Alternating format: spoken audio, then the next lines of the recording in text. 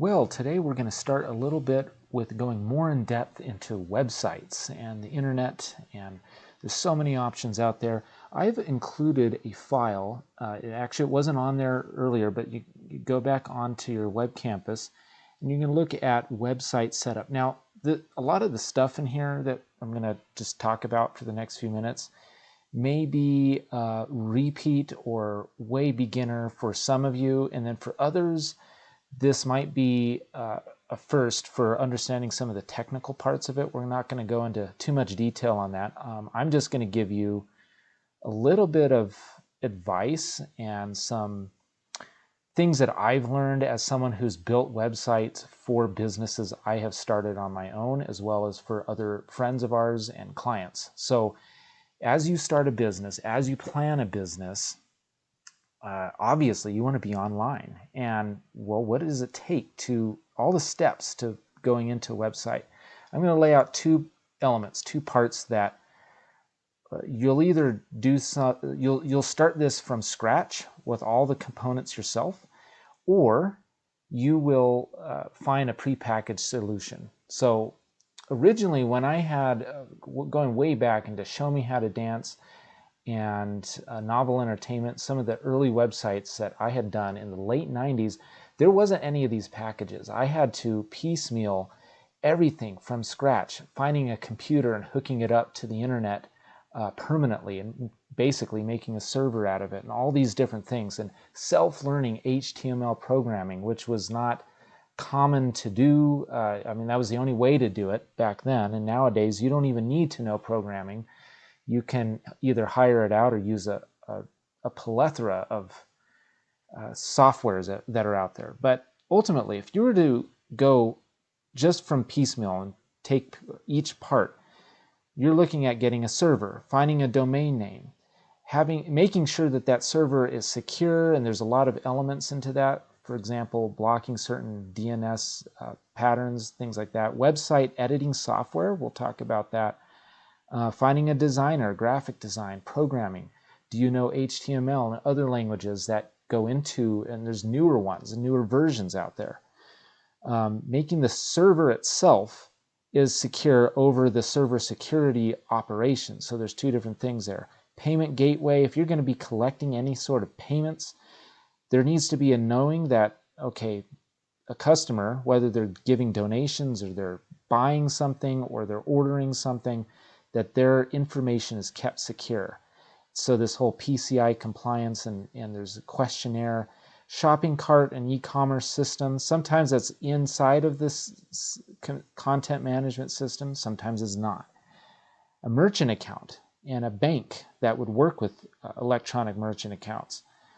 And then there's apps and plugins and all kinds of add-ons, form handlers if you want to have certain kinds of forms.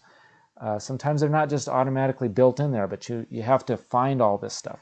So this can be way overwhelming, piecing all this together. Now, if you're a startup business and you want to your focus isn't the website itself, but maybe you have another business and the website leads people to that business, you might really want to think about doing a prepackaged solution. Jump down here. You've probably heard of these: Weebly, Wix, Squarespace, Shopify. There's many others, but these are ones that take all of those components. You can get a domain name, you can get a server, the server is secure, it has an embedded shopping cart if you want to sell stuff on there, it has forms if you want to do that, add-ons. You don't have to go outside for all that stuff is built in, you just simply add it on.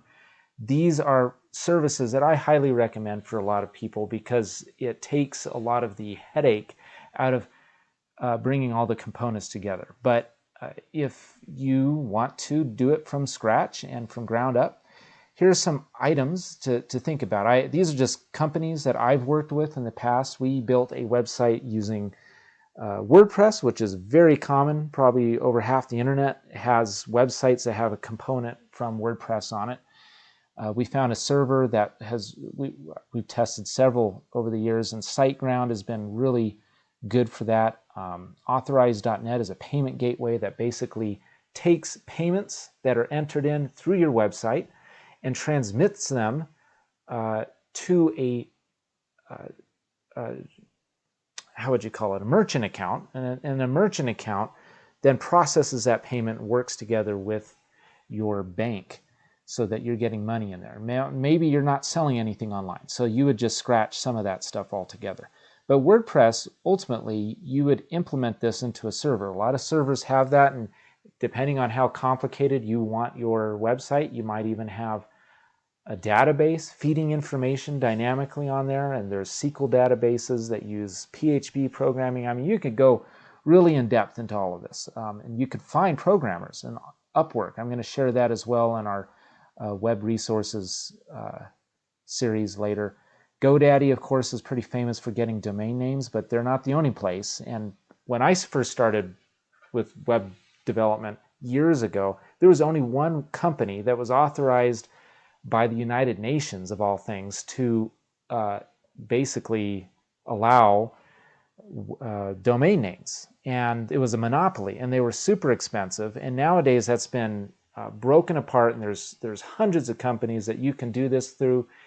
They're all these domain names are approved under a certain organization, but they're not sold through it anymore. And so you have lots of opportunity there. And then the question comes up, .com, .net, all those.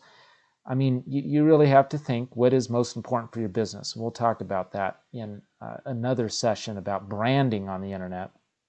WooCommerce is actually a plugin that works together with WordPress if you plan to use a shopping cart system. Giving you a couple of examples of this and how this has worked in some of the work I've done. I've shown you Reno International House, and this is actually built on Weebly. Weebly is really easy to set up, and we wanted to have someone, any employee or staff or volunteer that we've authorized to be able to edit this. And so finding a pre-packaged solution was essential for that. If you want to go more in depth and have more uniqueness and creativity, then you're going to have to find more technical savvy people to do those edits. EarthTrek Gear, take a guess what this is built on. This is built on Shopify. So Shopify, and I want to give you a little pointer on a lot of these. A lot of these prepackaged solutions, they offer templates, and so you might think, oh my gosh, a template that my site's going to look like everyone else's. Not necessarily. With EarthTrek Gear, we took a template. It was actually a free template, believe it or not. And there's paid ones out there. It was a free one. And what we did is we paid a little bit of extra money with a programmer to customize it further. The template actually worked better than us trying to create a whole new template of our own from scratch. My wife's website for her bookkeeping business is built on Squarespace. Very simple, very clean. Some people have some disagreements on Squarespace that they've kind of sold off domain names if you don't renew it and all types of things. You just need to look at the reviews of these. One client of ours, Pilgrim Radio, it's a music, works with churches and different things like that. I do some of their SEO and various things, but this is all built, this is very much more technically heavy website built on WordPress. Like this app right here pulls programming from a calendar that they have built into a MySQL database, and then it feeds it into here every day so that it's dynamically produced. So websites are either static or dynamic, and there's usually a component of both on most websites nowadays. But for this, we did need to go piecemeal. We put this through SiteGround, which is the host, and we have all kinds of security layers on here and database and all of that. So there's all kinds of ways that you can build a website, and I would love to help you if you just want to go a certain direction, you've got questions. This is just what I want you to do through all of this is at least pull your this file that I've uploaded, print this or save it, and it'll get you on the right track.